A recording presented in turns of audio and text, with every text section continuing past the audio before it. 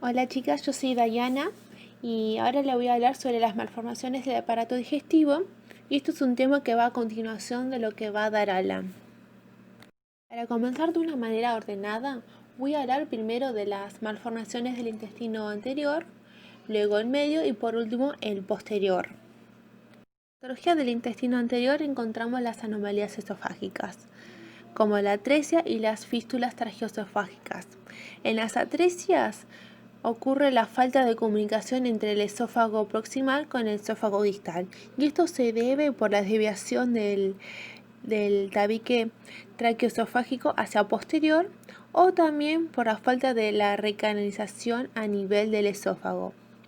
En las fístulas traqueoesofágicas es la comunicación anómala entre el esófago y la tráquea, y esto puede darse por la falta de fusión entre las crestas traqueoesofágicas cefálica inferior que van a formar el tabique traqueoesofágico, o también puede darse por una acción mecánica donde el esófago es empujado hacia ventral y al ser empujado van a contactar el esófago con la tráquea y en ese punto puede ocurrir una comunicación.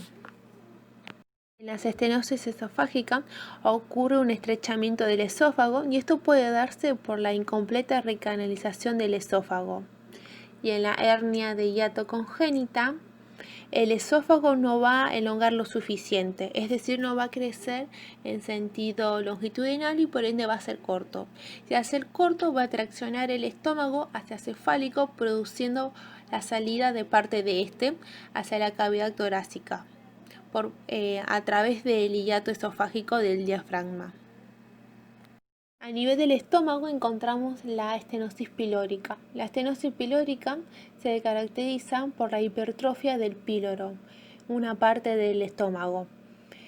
A ver, esta hipertrofia produce un estrechamiento de la luz del píloro y lo que retarda el vaciamiento gástrico.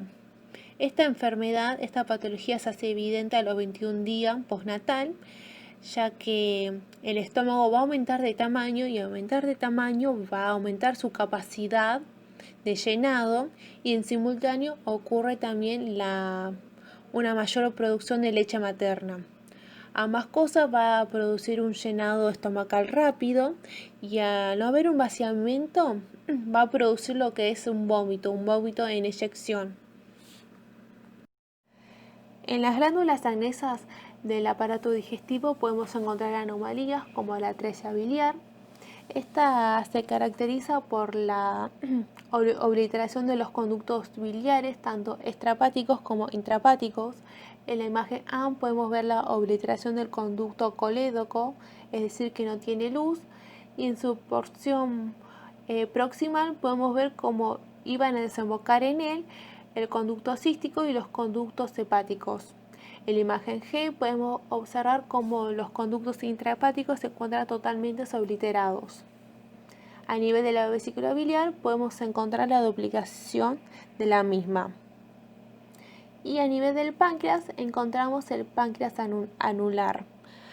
Normalmente el esbozo ventral del páncreas posee dos componentes que se fusionan y luego van a rotar hacia dorsal y se van a fusionar con el esbozo dorsal del páncreas.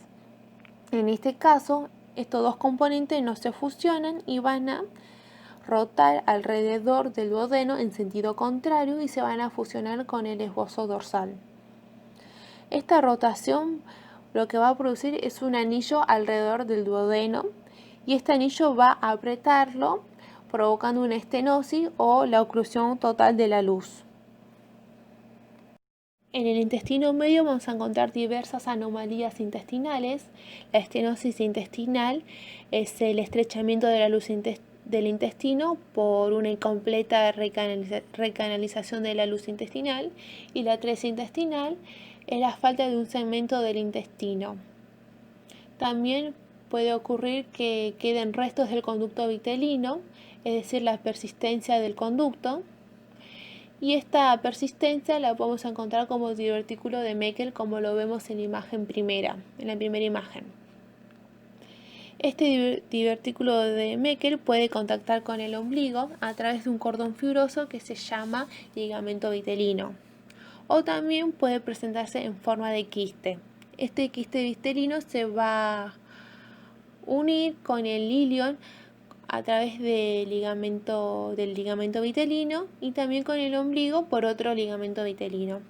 O puede ser que este conducto vitelino persista casi en su totalidad y comunique el ilion con el ombligo a través de la fístula vitelina.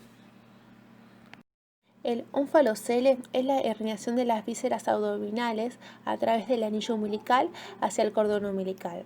Esto quiere decir que estas vísceras se van a encontrar dentro del cordón umbilical, van a estar rodeadas por amnios y no van a contactar con el líquido amniótico. Esta patología se debe al no retorno de las asas intestinales en la 10ª semana de desarrollo. Esta patología se asocia frecuentemente con cardiopatía y defectos del tubo neural y con cromosomopatías. En ambas fotos podemos observar cómo las asas intestinales se encuentran dentro del cordón umbilical. Y de esta manera, las asas nunca van a contactar con el líquido amniótico. Otro tipo de herniación es la gastroquisis. Esta patología se define como la salida de las asas intestinales luego del retorno de las mismas en la 10ª semana. Esto se da porque la pared abdominal anterior no se cierra, es decir, por un defecto de la pared anterior. Al no cerrarse, produce la salida de las vísceras hacia la cavidad amniótica. Mayormente, esta salida se da a la derecha del cordón umbilical y las vísceras abdominales van a contactar con el líquido amniótico, que es altamente corrosivo. Mayormente, estos fetos tienen alta sobrevida y se asocia con cromosomopatías. En las malformidades del intestino posterior vamos a encontrar el megacolon congénito. Esta patología se caracteriza por presentar un segmento del colon totalmente dilatado y distal a este un segmento muy estrechado. Este segmento totalmente estrechado va a ser aganglionar. ¿Qué quiere decir esto? Que va a tener ausencia total de nervios. Y al no tener nervios, no va a realizar su movimiento muscular, que es la peristalsis. En cambio, el segmento que se encuentra dilatado va a poseer nervios, va a realizar la peristalsis, pero no va a poder vallar su contenido, ya que su extremo distal se encuentra estrechado. Esto se debe a la falla de migración de las células de la cresta neural. En la parte baja del intestino posterior vamos a encontrar diversas anomalías anorrectales como la atresia anorrectal. En esta patología, el recto va a terminar en un fondo de saco ciego y el conducto anal y el ano no se van a encontrar formados. Este fondo de saco de ciego rectal puede tener comunicación con los órganos vecinos a través de fístulas.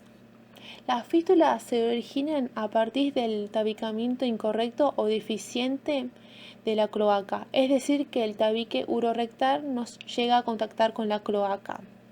Vamos a encontrar 3 tipos de fístulas. Tenemos la fístula recto-vaginal, donde el recto se comunica con la vagina. La fístula urorectal, el recto se conecta con la uretra masculina. Y la fístula rectoperineal, donde el recto se va a comunicar con el periné, con el cuerpo del periné. Y por último les voy a mencionar el ano imperforado. En este ano vamos a encontrar un conducto anal y un recto formado, pero no va a haber una comunicación entre ambos debido a una persistencia de la membrana anal. Bien, por ahora terminamos. Espero que hayan podido entender. Si no, cualquier cosa, su duda serán contestadas tanto por Classroom y por Zoom. Muchas gracias, chicas.